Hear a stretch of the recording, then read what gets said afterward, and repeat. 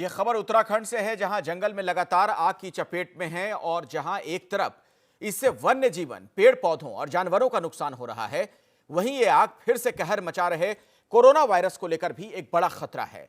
और कारण है धुएं से बढ़ता वायु प्रदूषण और हवा में जहर। कोविड-19 मरीजों के लिए सबसे बड़ी चुनौती होती है।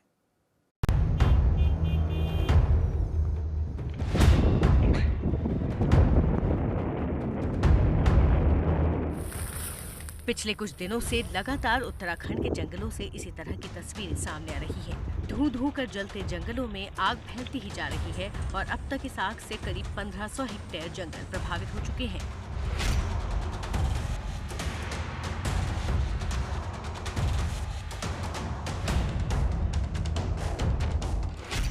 एक तरफ बढ़ती गर्मी, ऊपर से जंगल में लगी आग और साथ ही इससे उठता धुआं जिसकी चादर से लिपट जाता है आग से धधकते इलाके के आसपास का भी इलाका।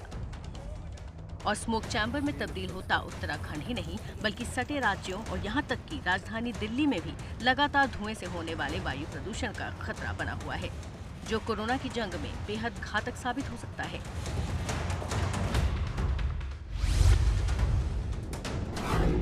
दिल्ली में हाल के दिनों में AQI यानी एयर क्वालिटी इंडेक्स, जिससे पता चलता है वायु प्रदूषण का स्तर, वो लगातार बढ़ता हुआ पुअर यानी खराब स्तर पर आ गया।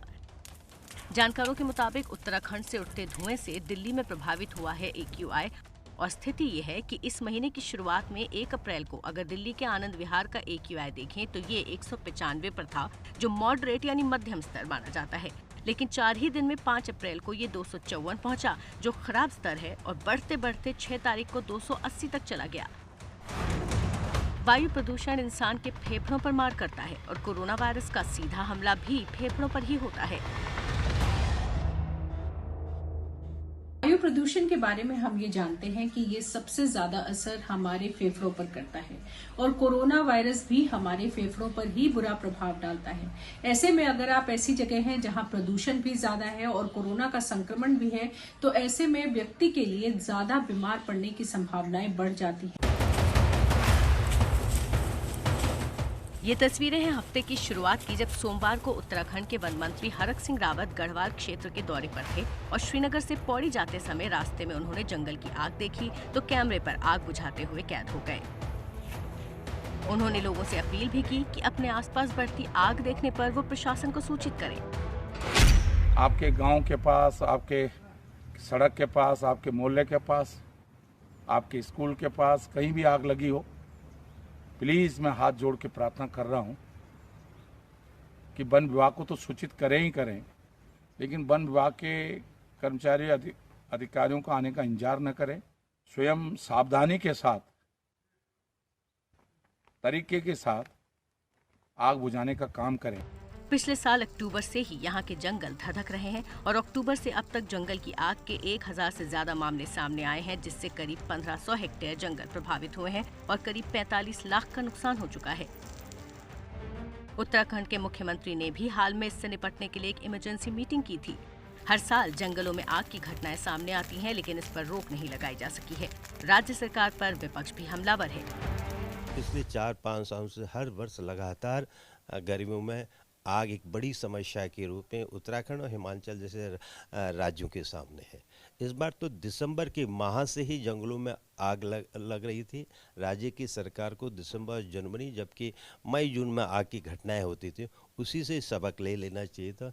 राज्य की सरकारें इस आग के प्रति अभी तक सचेत नहीं हो पा रही, जबकि हिमालयी राज्यों को, विशेषकर उत्तराखंड जैसे कि जो जंगल की आग है, वहाँ की हमारी जो सबसे बड़ी हमारे आय का सोर्स है, टूरिज्म इंडस्ट्री है, उसके लिए बहुत ही खतरनाक है। जंगलों में लगी आग को बुझाने के लिए केंद्र सरकार ने नेशनल डिजास्टर रिलीफ फोर्स को भेजा है। प्रशासन लगातार जुटा है, लेकिन आग रुक नहीं रही।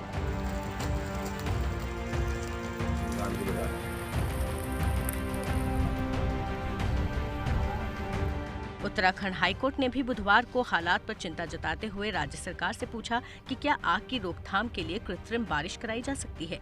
साथ ही सरकार को निर्देश दिया कि आग पर काबू पाने के लिए SDRF को हेलीकॉप्टर और आधुनिक उपकरण उपलब्ध कराए जाएं। हालांकि कुदरत ने कुछ राहत जरूर पहुंचाई, जब इस हफ्ते के आखिर में हुई हल्की फुल्की बारिश और बर्फबारी ने आग पर कुछ अंकुश लगाया।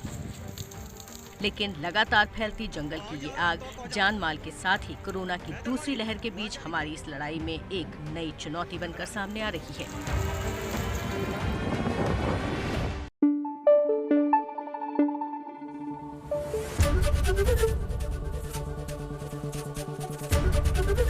एबीपी न्यूज आपको रखे आगे।